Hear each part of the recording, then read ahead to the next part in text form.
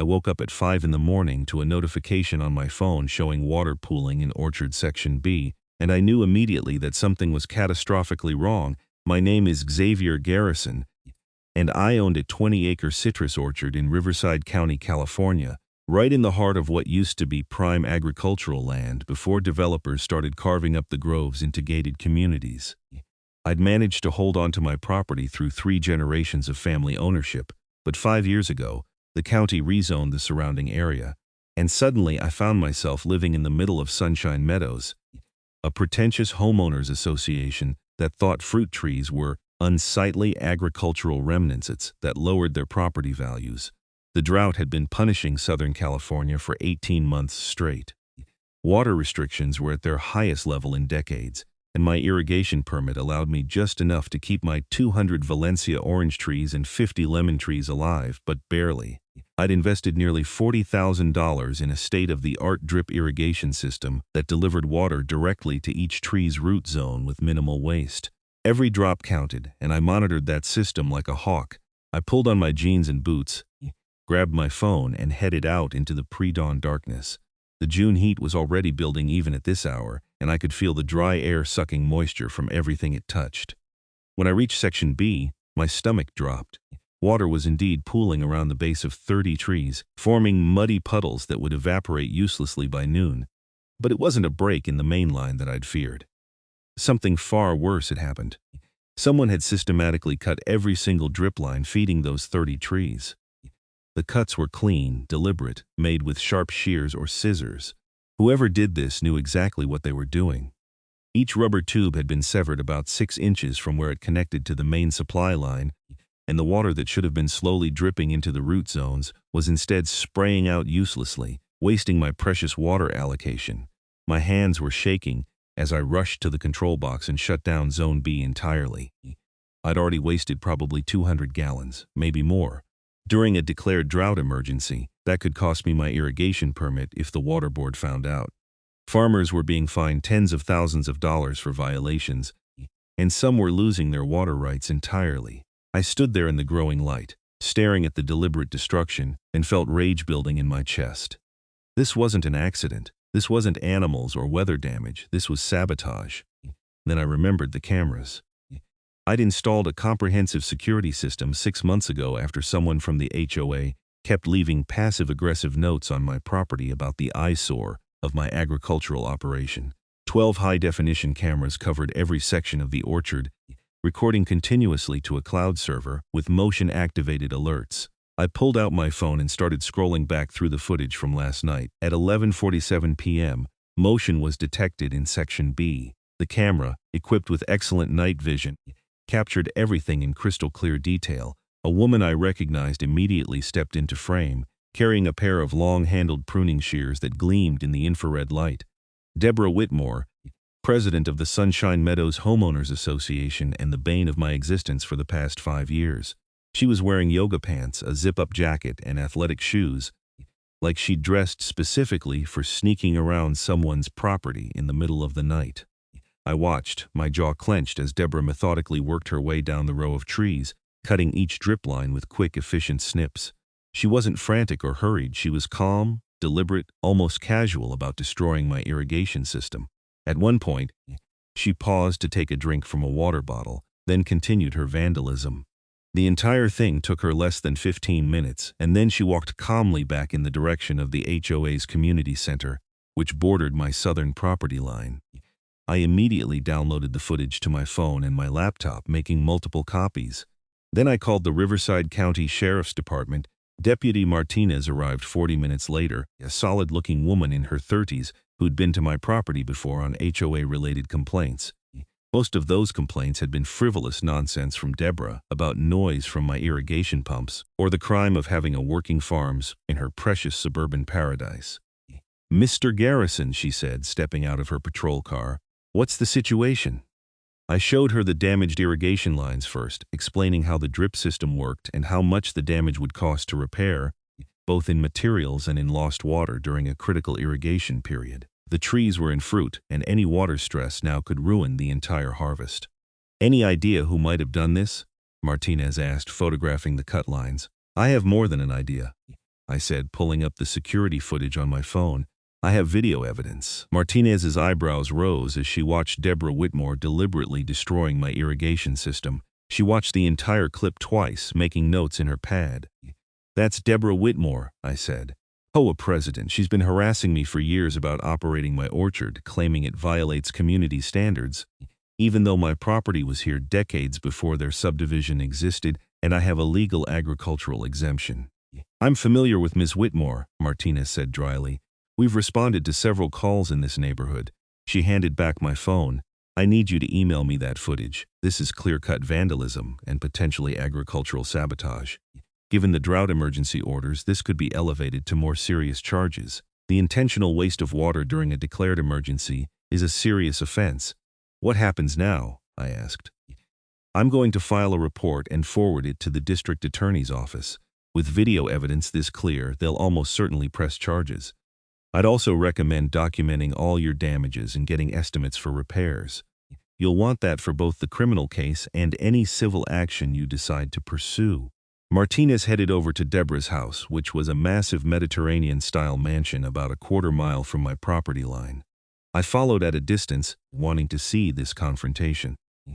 Several neighbors were already out in their yards, drawn by the presence of the sheriff's vehicle. Deborah answered the door in a silk bathrobe, her blonde hair perfectly styled even at 7 in the morning.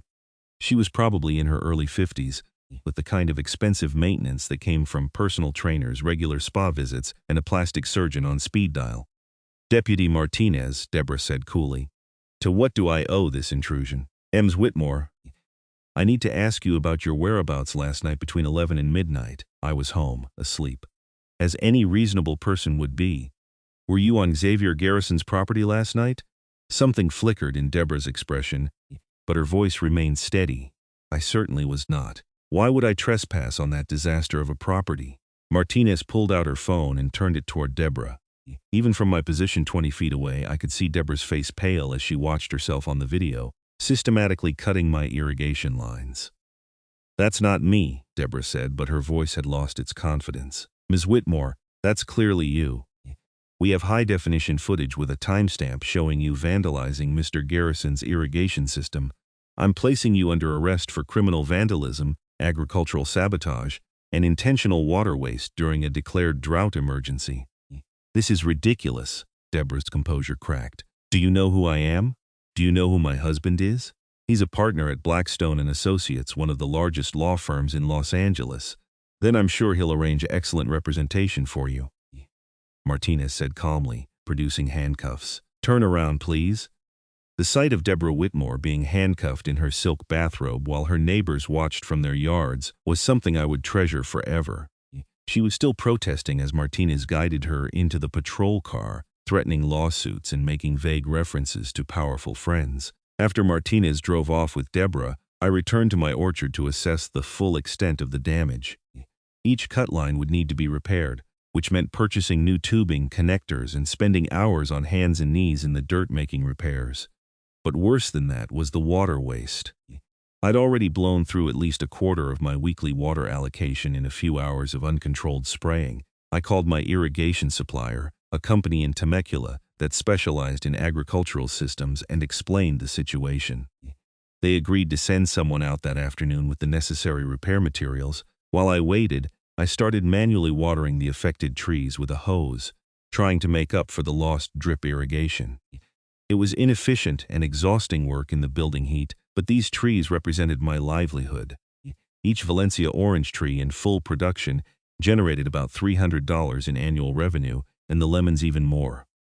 Losing 30 trees to drought stress would cost me close to $10,000 this year alone, not counting the long-term damage to their productivity. My phone rang around noon. It was a number I didn't recognize with a Los Angeles area code. Mr. Garrison? This is Richard Whitmore, Deborah's husband. His voice was smooth, controlled, the voice of someone used to being in charge of rooms full of people. I'd never met Richard personally, though I'd seen him at a distance a few times. He drove a black Tesla and wore suits that probably cost more than my monthly mortgage payment. Mr. Whitmore, I said neutrally, I understand there's been an unfortunate incident involving my wife and some damage to your property. I want you to know that we're prepared to make this right. We'll pay for all repairs, compensate you for any losses, and I'm sure we can avoid dragging this through the court system. All we'd need is for you to drop the charges. Your wife deliberately sabotaged my irrigation system during a drought emergency, I said. She wasted hundreds of gallons of water that I'm legally allocated and caused potentially thousands of dollars in damage to my trees. This wasn't an accident or a misunderstanding. She snuck onto my property at midnight with pruning shears. I understand you're upset, but think practically about this. Legal proceedings are expensive and time-consuming. We're offering you a clean resolution. Name your price. This isn't about money, Mr. Whitmore. Your wife committed a crime, and she's going to face the consequences. There's no amount you can pay me to make this go away. There was a long pause. When Richard spoke again, his voice had hardened. You're making a mistake. My wife has lived in this community for 10 years. She's respected. She's contributed enormous amounts of time and energy to maintaining property values and neighborhood standards. You've been nothing but a problem since we moved here, refusing to acknowledge that your agricultural operation is inappropriate for a residential community. My agricultural operation has been here for 70 years, I said. It was here when your house was still orange groves. I have every legal right to farm this land, and your wife has no right to sabotage my property because she doesn't like looking at fruit trees. We'll see what the courts have to say about that, Richard said, and hung up. The irrigation repair specialist, a guy named Marco who'd been maintaining my system since I installed it, arrived at 2 that afternoon with a truck full of supplies. He whistled low when he saw the damage. Man, someone really had it out for you, he said, kneeling to examine the cuts. These are clean, deliberate. Probably done with bypass pruners or good shears. I have video of the whole thing, I said. My HOA president decided to take matters into her own hands. Seriously? That's insane. Marco started unpacking materials. Okay, this is going to take me probably 4 hours to fix properly. Each line needs to be cut back to clean tubing, then reconnected with new fittings. I'll need to pressure test everything to make sure there are no slow leaks. Whatever it takes, I said. Just get it working again. I left Marco to his work and went back to manually watering. The temperature had climbed to 98 degrees, and I was soaked with sweat within minutes. My phone kept buzzing with notifications. Apparently, word of Deborah's arrest had spread through the neighborhood's social media groups like wildfire, and people had opinions. Most of the messages were supportive, neighbors who'd also been harassed by Deborah over the years and were quietly pleased to see her face consequences. But there was a vocal minority who seemed to think I'd somehow provoked her, that I should have sold my orchard years ago and let developers turn it into more houses. One message stood out, though. It was from Helen Santos, who lived in one of the houses closest to my eastern boundary. Helen was a widow in her 60s who'd always been friendly, often stopping by to buy fresh citrus directly from me. Xavier, I'm so sorry about what Deborah did. I want you to know that at the last HOA meeting, she was actively campaigning to find ways to force you out. She's been researching obscure county ordinances and looking for any possible violations she could report. She even suggested that the HOA should file a lawsuit claiming your irrigation system creates mosquito breeding grounds. Several of us tried to shut down that conversation, but she was obsessed. I should have warned you. Please let me know if there's anything I can do to help. I thanked Helen and filed that information away. It was useful to know that Deborah's harassment had been escalating even before she'd resorted to outright vandalisms. Marco finished the repairs just before 6 that evening. He'd done excellent work, replacing all the damaged sections and testing each line to ensure proper flow. I paid him, including a substantial tip, and restarted the irrigation system. The familiar quiet drip of water feeding my trees was one of the most satisfying sounds I'd ever heard. The next morning, I received a notice in my mailbox from the Sunshine Meadows HOA. Despite being under arrest, Deborah had apparently sent out an official HOA communication before being taken into custody. It was a violation notice claiming that my excessive water usage was inconsistent with community drought response efforts, and that I was being fined $500 per day until I reduced my water consumption. This was absolutely absurd for multiple reasons. First, my property had an agricultural exemption and wasn't subject to HOA water restrictions. Second, I was using less water per acre than the HOA's own landscaping crews used on the common areas. Third, Deborah had just been arrested for sabotaging my irrigation system, and now she was trying to fine me for the water waste she'd caused. I scanned the notice and emailed it to Deputy Martinez, along with a note explaining the situation. Then I called my lawyer, Tom Richardson, who'd helped me navigate various HOA disputes over the years. Xavier, Tom said after I explained the situation, this is retaliation, plain and simple. She's trying to punish you for pressing charges. That violation notice is legally meaningless given your agricultural exemption, but we should respond formally to create a paper trail. I'll draft a response explaining exactly why the HOA has no authority to regulate your water usage and noting that this appears to be retaliatory action following criminal charges. Can we sue them? I asked. Absolutely. You have grounds for harassment, illegal fines, and now retaliation. But let's see how the criminal case proceeds first. If Deborah gets convicted, that strengthens our civil case considerably. Over the next few days, I learned more about what was happening on the legal side. The district attorney's office had taken the case seriously, partly because agricultural sabotage during a drought was politically sensitive. California had been losing farmland to development for decades, and there was growing pushback against HOAs and suburban developments that tried to force out the remaining agricultural operations. The DA assigned to my case, a woman named Patricia Chen, called me to discuss the charges. Mr. Garrison, we're moving forward with 3 charges against Deborah Whitmore: criminal vandalism under Penal Code 594, which is a felony given the extent of the damage; agricultural sabotage under Penal Code 593D, also a felony; and violation of drought emergency regulations, which carries substantial fines. Given the clear video evidence, I'm confident we can secure a conviction. What's the likely outcome? I asked. For a first-time offender with no prior record, probably a plea deal. She'll face fines, restitution to you for all damages, community service, and probation.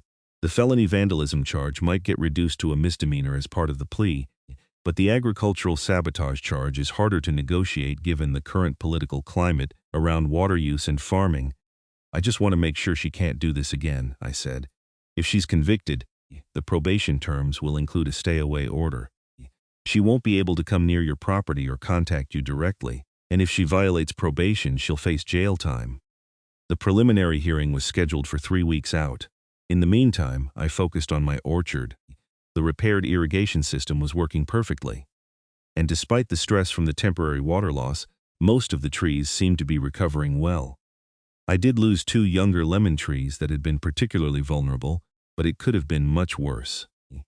The HOA situation, however, got worse before it got better. Deborah had been released on bail within 24 hours of her arrest, and she clearly hadn't learned anything from the experience. A week after her arrest, I received another HOA violation notice, this time claiming that my commercial agricultural operation violated residential zoning codes and demanding that I cease all farming activities. This was even more ridiculous than the water usage claim.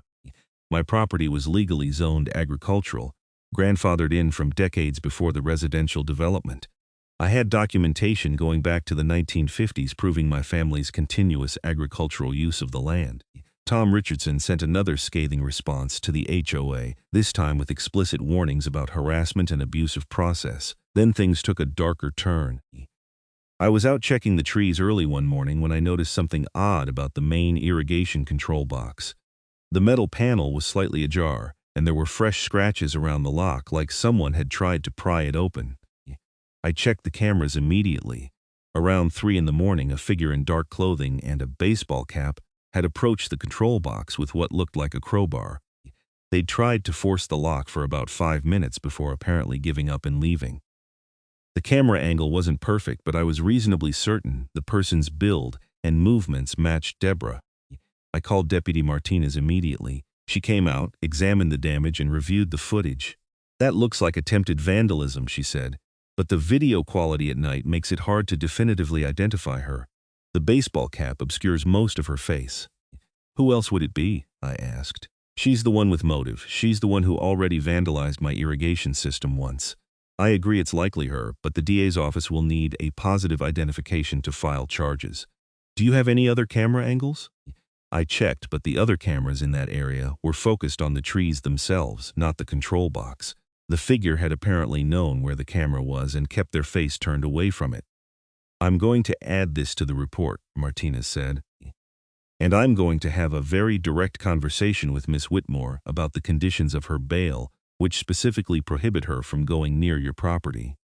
That afternoon, I invested in additional security measures. I installed 2 more cameras focused specifically on the control box from different angles, added a heavy-duty padlock, and set up motion-activated floodlights that would illuminate anyone approaching the irrigation system. I also installed sensors on the control box itself that would send me an immediate alert if it was opened or tampered with. The costs were adding up. Between the irrigation repairs, the additional security measures, and the legal fees, I was already out close to $8,000, not counting the value of the lost trees or my time dealing with all of this. The preliminary hearing arrived on a Wednesday morning in mid-July. The courthouse in Riverside was a modern building with the kind of security theater that made everyone feel like criminals before they even entered. I went through metal detectors, had my bag searched, and finally made it to the courtroom on the 3rd floor. Patricia Chen, the prosecutor, met me in the hallway. She was in her 40s, compact and energetic, with the kind of focused intensity that made me glad she was on my side. The defense attorney is going to try to paint this as a neighborhood dispute that got out of hand, she told me. They'll claim Deborah was under stress, that she made a poor decision in a moment of frustration, that she's otherwise a pillar of the community. Don't let it get to you. We have ironclad evidence, and the judge isn't going to be sympathetic to someone who deliberately sabotaged agricultural irrigation during a drought. Deborah arrived with her husband Richard and her defense attorney, a sharp-looking man in an expensive suit who carried himself with the kind of arrogance that probably worked well in civil litigation but might not play as well in criminal court. Deborah was dressed conservatively in a navy blazer and cream-colored pants, her hair pulled back, looking like she was heading to a garden club meeting rather than a criminal hearing. The judge, a stern-looking woman named Janet Kowalski, called the hearing to order. The courtroom was about half full, mostly with curious neighbors, and what I assumed were local reporters. Agricultural sabotage during California's historic drought was the kind of story that drew media attention. The prosecution presented the charges and played the security camera footage on a large screen. Watching Deborah systematically cut my irrigation lines, displayed in high definition for everyone in the courtroom to see, was even more damning than I'd expected. There was no ambiguity, no room for interpretation. It was clear, deliberate vandalism captured from multiple angles. The defense attorney stood and launched into his argument. Your Honor, my client has lived in the Sunshine Meadows community for 10 years. She's served as HOA president for 6 of those years, volunteering countless hours to maintain property values and community standards. She's a respected member of the community with no prior criminal record. This incident arose from an ongoing dispute with Mr. Garrison, whose commercial agricultural operation has been a source of significant concern for the residential community. Judge Kowalski cut him off. Counselor, is your defense seriously that your client was justified in vandalizing someone's property because she didn't like their legal farming operation? Not justified, Your Honor, but understandable in context. Ms. Whitmore has been under significant stress related to community management issues. She made a poor decision in a moment of frustration.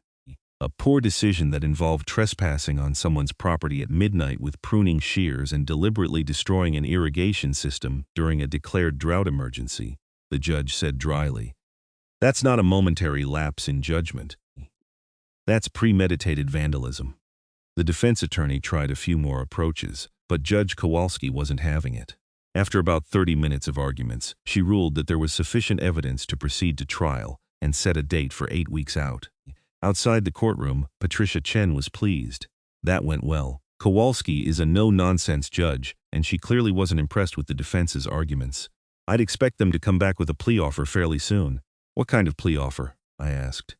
Probably reducing the charges in exchange for a guilty plea, restitution, probation, and community service. I won't accept anything that doesn't include full restitution for your damages and a stay-away order. Sure enough, 3 days later, the defense attorney reached out to the DA's office with a plea proposal. They wanted the felony charges reduced to misdemeanors, minimal fines, and no admission of wrongdoing. Patricia Chen rejected it immediately. They're not taking this seriously, she told me over the phone. They think they can buy their way out with legal maneuvering. We're going to trial. But the situation took another turn that weekend. I was in town buying supplies when I ran into Helen Santos at the hardware store. She looked upset. Xavier, I need to talk to you. Deborah has been calling an emergency HOA meeting for tomorrow night. She's pushing for a special assessment to fund a legal defense against what she's calling your frivolous criminal charges. She's trying to frame this as you attacking the HOA, not her committing a crime. Can she do that? I asked, stunned. Technically, the HOA board would have to approve any special assessment, and right now the board is split. But Deborah is very persuasive, and some of the board members are worried about the publicity. She's claiming that if she's convicted, it will hurt everyone's property values. That's insane, I know, but I wanted you to be aware. There are still several of us on the board who think what she did was completely unacceptable, but she's putting a lot of pressure on people. I immediately called Tom Richardson and explained the situation. He was quiet for a moment, then said, "Okay, this is actually very useful. If the HOA votes to fund Deborah's personal legal defense, that's a misuse of HOA funds. Any homeowner in the association could sue over that. In fact, you might be able to get a restraining order preventing the HOA from holding that vote at all." We filed an emergency motion that Monday morning, arguing that the proposed special assessment was an improper use of HOA authority, and that using community funds to defend against criminal charges stemming from Deborah's personal vendetta against me was a breach of fiduciary duty. The judge granted a temporary restraining order that afternoon, blocking the HOA from holding any vote on funding Deborah's defense until a full hearing could be scheduled. Tom also sent a letter to every member of the HOA board explaining that voting for such an assessment would likely expose them to personal liability. That killed Deborah's plan. The HOA meeting happened anyway, but without the vote on the agenda, it turned into a contentious discussion about whether Deborah should resign as president. According to Helen, who attended and called me afterward, about half the neighborhood thought Deborah should step down, while the other half seemed to view her as some kind of martyr standing up against an outsider. "It got pretty heated," Helen said. Deborah gave this whole speech about defending the community against commercial interests and how she'd sacrificed so much for everyone's property values. But then Mark Davidson stood up and pointed out that you've been here longer than any of us, that your orchard was here first, and that she broke the law. That started a whole other argument. Did anything get decided? Not officially. But I think the board is going to call for a vote of no confidence at the next regular meeting. She's lost a lot of support. The drought continued to intensify through July and into August. The temperatures were brutal, regularly hitting above 105 degrees, and my water allocation was cut by another 15%. Every drop mattered, and I spent my days constantly monitoring the irrigation system, checking soil moisture levels, and watching my trees for any signs of stress. The trees were holding up, but just barely. The Valencias were developing fruit, but the oranges were smaller than usual, and the yield was going to be down significantly. The lemons were doing better, but even they were showing the effects of the extended heat and limited water. I was also dealing with the ongoing stress of the legal situation and the hostile HOA environment. Every time I left my property, I felt like I was running a gauntlet of judgment from my neighbors. Some were supportive, but others openly glared at me or made comments about how I should just sell and move somewhere more appropriate for farming. The trial date approached rapidly. Patricia Chen and I met several times to prepare my testimony. She wanted me to explain the irrigation system, the importance of water conservation in agriculture, and the impact of Deborah's vandalism on my operation. "The defense is going to try to paint you as an uncooperative neighbor who refuses to acknowledge changing times," she said. "They'll probably bring up every HOA complaint that's ever been filed against you, trying to suggest that you somehow provoked this." "I've never violated any law or regulation," I said. "Every complaint they've filed has been dismissed because my agricultural operation is legal and properly permitted. I know that, and the jury will know that too. But be prepared for them to try to muddy the waters." The trial began on a Monday morning in late August. Jury selection took most of the first day, and by Tuesday morning we had 12 jurors and 2 alternates, a mix of ages and backgrounds that seemed reasonably fair. Patricia Chen's opening statement was clear and direct. "Ladies and gentlemen, this case is about a woman who decided that her personal preferences were more important than the law. Deborah Whitmore didn't like having a working orchard in her neighborhood. So instead of accepting that her neighbor had every legal right to operate his agricultural business, she snuck onto his property in the middle of the night and deliberately sabotaged his irrigation system during a historic drought. You'll see video evidence of her crime. You'll hear expert testimony about the damage she caused, and you'll see that this was not a momentary lapse in judgment, but a calculated act of vandalism. The defense attorney's opening was exactly what Patricia had predicted. My client made a mistake, there's no question about that. But this mistake needs to be understood in context. Deborah Whitmore has devoted years to her community, working tirelessly to maintain property values and quality of life. The defendant, Xavier Garrison, has repeatedly refused to acknowledge that his large-scale commercial farming operation is inappropriate for a residential neighborhood. This case is about a good person who made one poor decision in a moment of extreme frustration. The prosecution's case was straightforward. Patricia called me as the first witness and walked me through discovering the damage, the cost and importance of the irrigation system, and the impact of Deborah's vandalism on my orchard. Then she played the security camera footage, and the courtroom fell silent as everyone watched Deborah methodically cutting each drip line. "Mr. Garrison," Patricia asked, "in your expert opinion as someone who's operated this orchard for 20 years, was this damage accidental?" "No, absolutely not. Every cut was clean and deliberate. She knew exactly what she was doing. Each line was severed in a way that would cause maximum water waste." The defense attorney's cross-examination focused on trying to establish that I was a difficult neighbor.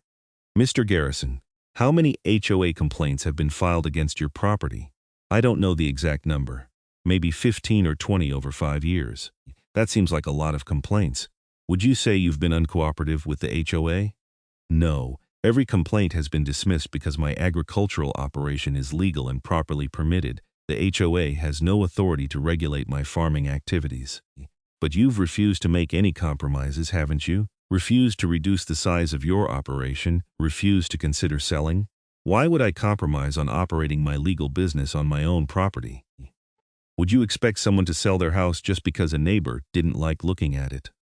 Patricia also called Marco, my irrigation specialist, who testified about the extent of the damage and the deliberate nature of the cuts. Then she called an agricultural expert from UC Riverside, who explained the importance of drip irrigation during drought conditions and the potential long-term damage to the trees from water stress. The prosecution rested on Wednesday afternoon. The defense case was weaker. Deborah's attorney called several character witnesses, neighbors who testified about what a wonderful HOA president she'd been and how much she'd done for the community. He tried to establish that I was somehow a nuisance, but Patricia objected successfully to most of that line of questioning as irrelevant. Then Deborah took the stand. She was composed, almost defiant. "Ms. Whitmore," her attorney asked, "can you explain what happened on the night of June 8th? "I made a terrible mistake," she said, her voice steady. "I'd been dealing with so much stress related to the HOA. Mr. Garrison's orchard has been a constant source of problems for the community. The smell from fertilizers, the noise from irrigation pumps, the appearance of agricultural equipment. Multiple neighbors had complained to me, begging me to do something. I felt like I was failing them. That night I couldn't sleep, and I just snapped. I know what I did was wrong, and I deeply regret it." Patricia's cross-examination was brutal. "Ms. Whitmore, you testified that you just snapped, but the video shows you calmly, methodically cutting 30 separate drip lines over a 15-minute period. You even stopped to take a drink of water. Does that seem like someone who snapped?"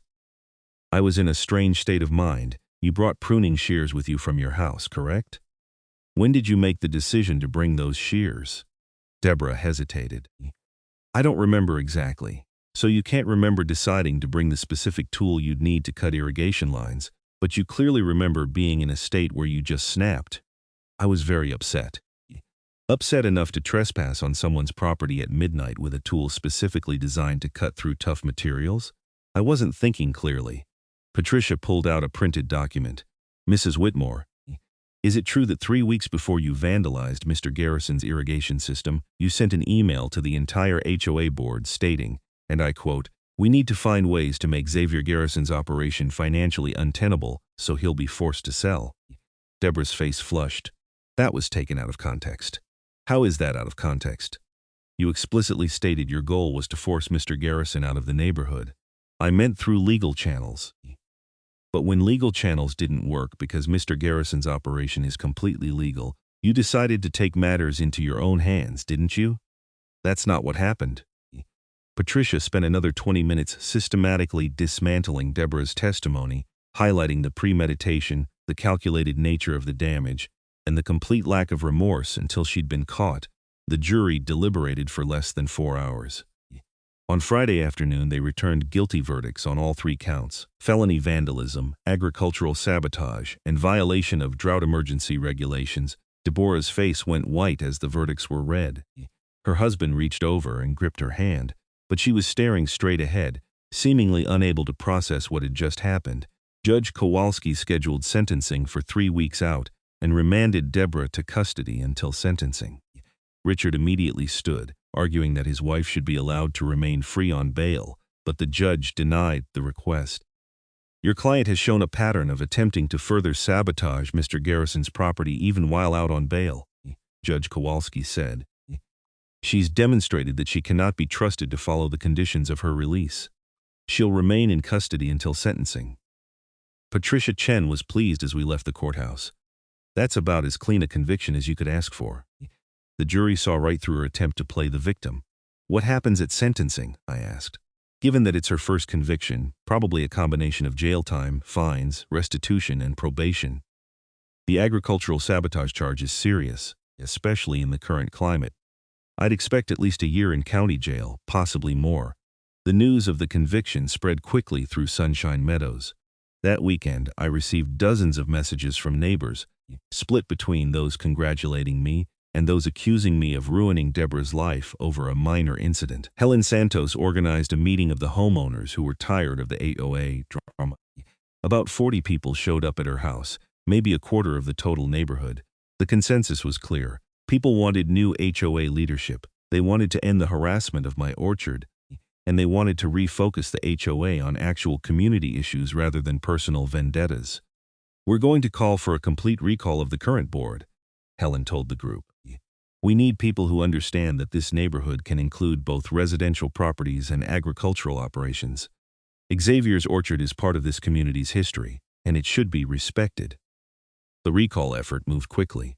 Within a week, Helen and her allies had gathered enough signatures to force a special election. Richard Whitmore tried to fight it, hiring lawyers to challenge the recall on procedural grounds, but the HOA's bylaws were clear, and the recall went forward. In the meantime, I focused on preparing my victim impact statement for Deborah's sentencing. Patricia Chen helped me organize my thoughts, documenting not just the immediate financial damages, but the ongoing harassment, the stress, and the impact on my ability to operate my orchard. The sentencing hearing was on a Thursday morning in mid-September. The courtroom was packed, even more crowded than during the trial. Deborah was brought in wearing an orange jumpsuit, looking pale and diminished after 3 weeks in county jail. Judge Kowalski heard from several character witnesses first, neighbors and friends who pleaded for leniency, emphasizing Deborah's community service and her previously clean record. Then Patricia Chen presented the prosecution's sentencing recommendation, asking for 2 years in county jail, $50,000 in fines, full restitution to me for all damages, and 5 years of probation after release. Then it was my turn to read my victim impact statement. "Your Honor, this case isn't just about the cost of repairing irrigation lines or replacing lost trees. It's about someone deciding that their personal preferences matter more than the law, more than someone else's livelihood, more than the basic principle that you can't destroy other people's property because you don't like what they're doing." Deborah Whitmore waged a campaign of harassment against me for years, and when legal methods didn't work, she resorted to vandalism. Even after being arrested, she tried to sabotage my property again. She has shown no genuine remorse, only regret at being caught. My family has operated this orchard for 3 generations. We've survived droughts, economic downturns, and changing markets. We shouldn't have to survive attacks from our own neighbors. I'm asking the court to impose a sentence that reflects the seriousness of these crimes and ensures that Ms. Whitmore cannot continue to harass or harm my property. Deborah's attorney made an impassioned plea for a reduced sentence, arguing that his client had already suffered enormously from her conviction, that she'd lost her position as HOA president, that her reputation was destroyed, and that jail time would serve no purpose. Judge Kowalski was unmoved. "Ms. Whitmore, I've presided over many cases in my years on the bench, but I must say, this is one of the most troubling. You held a position of trust and authority in your community, and you abused that position to wage a personal vendetta against a neighbor whose only crime was operating a legal agricultural business. Your actions were calculated, premeditated, and caused significant harm during a period when water is one of our most precious resources. You've shown no genuine remorse, only self-pity. I'm sentencing you to 18 months in county jail, followed by 4 years of supervised probation. You'll pay $50,000 in fines to the California Water Resources Control Board, and you'll pay full restitution to Mr. Garrison for all documented damages, which I'm setting at $23,000. You're also prohibited from contacting Mr. Garrison or going within 500 feet of his property for the duration of your probation. If you violate these terms, you'll serve the remainder of your sentence in state prison. Do you understand? Deborah nodded, tears running down her face. Richard sat rigid in his seat, his jaw clenched. As they led Deborah away, I felt a complex mix of emotions. I didn't take pleasure in seeing her go to jail, but I felt a sense of vindication that the legal system had taken the situation seriously and held her accountable. Outside the courthouse, Patricia Chen shook my hand. That's as good an outcome as we could have hoped for. She'll serve at least 12 months with good behavior, and the restitution will cover your documented damages. The stay-away order means she can't continue harassing you. Thank you for taking this seriously, I said. I know there are bigger cases you could have been working on, agricultural crime matters, she said. California is losing farmland every day to development pressure. We need to protect the farmers who are left, and that means holding people accountable when they try to sabotage agricultural operations. The HOA recall election happened 2 weeks after Deborah's sentencing. The results were decisive, with the entire existing board replaced by new members who ran on a platform of peaceful coexistence with my orchard. Helen Santos became the new HOA president, and one of her first official acts was to send me a formal letter apologizing for the harassment I'd endured and pledging to respect my agricultural exemption. Richard Whitmore put their house on the market in October. I heard through the neighborhood grapevine that he was taking a position with a law firm in San Diego and wanted a fresh start away from the notoriety of Deborah's conviction. The house sold quickly, and they were gone by early November. The drought finally broke in December with a series of atmospheric river storms that dumped record rainfall across Southern California. My cisterns filled, the soil moisture recovered, and my trees responded with vigorous new growth.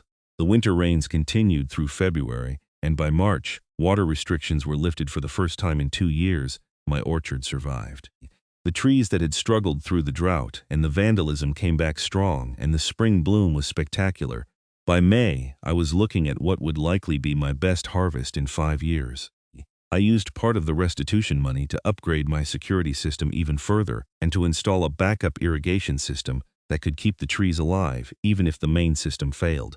The rest went into my legal defense fund because Tom Richardson and I had filed a civil lawsuit against Deborah for additional damages, emotional distress, and punitive damages.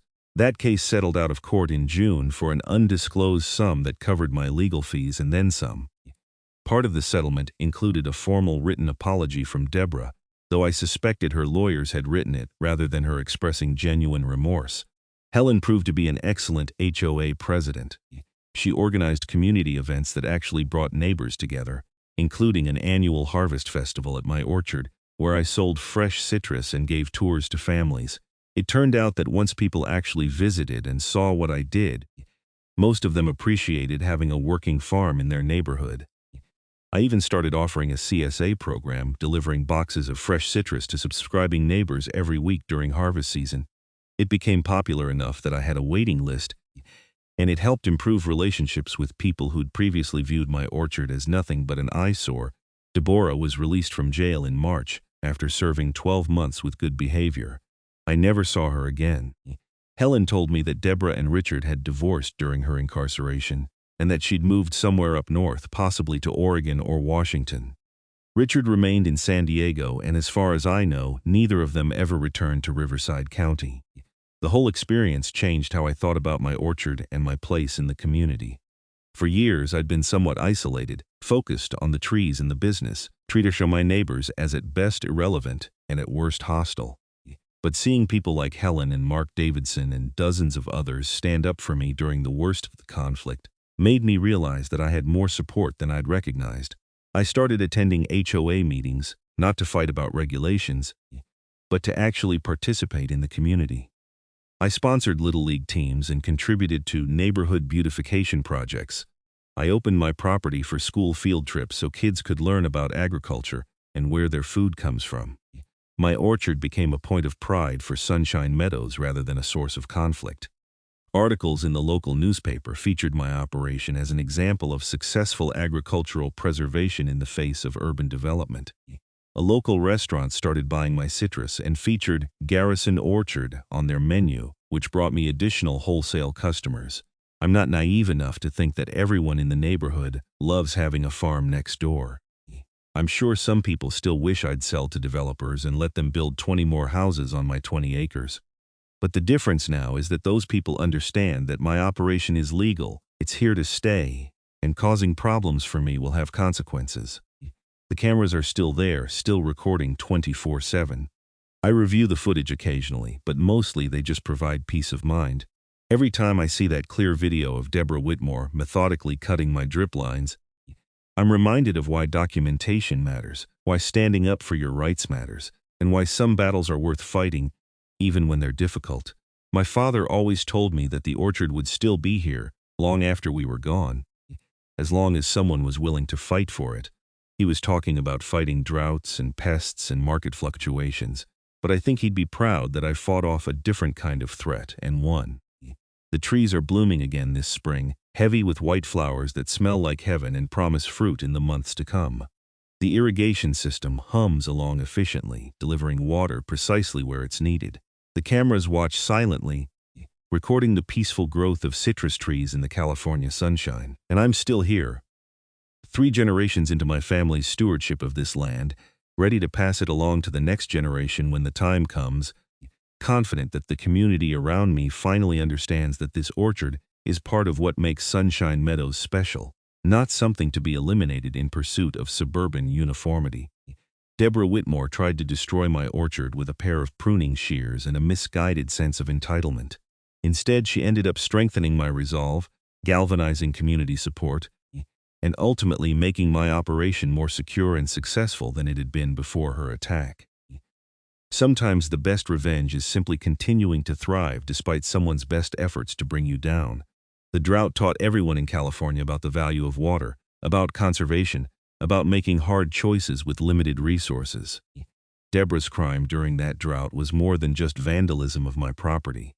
It was a rejection of the shared sacrifice that everyone was making, a declaration that her personal grievances mattered more than the collective good. The jury understood that. The judge understood that. And eventually, the community understood that too. I still wake up early most mornings and walk through the orchard in the quiet dawn hours, checking the trees, monitoring the irrigation, planning the work ahead. But now, instead of feeling like I'm defending a besieged position, I feel like I'm tending something valuable that my community has learned to appreciate. The orchard survived vandalism, drought, and years of HOA harassment. It survived because I refused to give up, because I documented everything, because I stood my ground when it would have been easier to walk away, and because ultimately the legal system worked the way it was supposed to work. Deborah Whitmore cut my drip lines with her pruning shears, but my cameras caught every second of it, and justice followed. That's not just a personal victory. It's a reminder that property rights matter, that agriculture matters, and that no amount of HOA authority justifies destroying someone else's livelihood because you don't like looking at their trees. The Valencia oranges will be ready for harvest in about 6 weeks. The lemons are already producing, bright yellow fruits hanging heavy on dark green branches. The drip lines deliver their steady, efficient flow of water to the root zones. And somewhere in those thousands of hours of security footage, preserved forever, is the evidence of someone who tried to take all this away from me and failed. I'm Xavier Garrison. I'm a third-generation citrus farmer, and my orchard is still here, thriving in the California sunshine, exactly where it belongs.